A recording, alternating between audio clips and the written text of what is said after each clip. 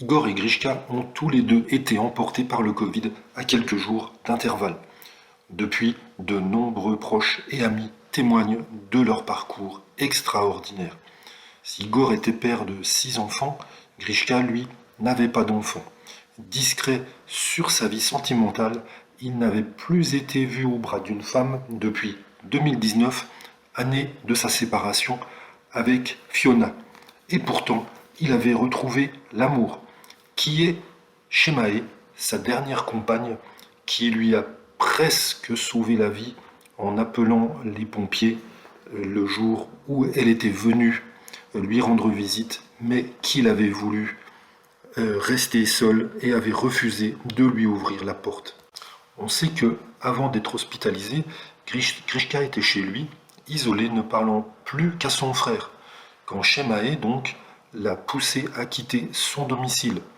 Elle débarque en bas de chez lui, paniquée, il ne veut pas lui ouvrir, et alors elle appelle les pompiers. Elle comprend que quelque chose de grave se passe. Admis à l'hôpital Georges Pompidou, Grishka retrouve un petit peu de calme. Il pense qu'il sera sorti le lendemain. Les médecins qui l'examinent sont beaucoup moins optimistes. En effet, finalement, il n'a jamais quitté les lieux. Il a simplement réussi à convaincre son frère de le rejoindre le lendemain. Et les frères Bogdanov étaient donc alités et séparés par 2 chambres d'intervalle et communiquaient tous les deux par téléphone. Grishka et Shemae étaient très discrets sur leur relation. Leur dernière apparition publique en commun remontait au 20 octobre 2021, le jour du lancement du livre Dieu, la science, l'épreuve, l'aube d'une révolution. Mais depuis, aucune image n'était parue dans la presse ou dans les médias. Les Bogdanov étaient extrêmement exposés, mais ils avaient également leur jardin secret. Peut-être les souvenirs de leur éducation.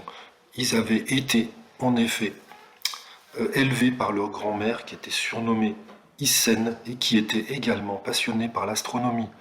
Et cette grand-mère qui avait élevé les jumeaux Bogdanov au sein du château de Saint-Lary dans le Gers, c'était très dur et elle les avait élevés à la dure, un petit peu comme des singes savants.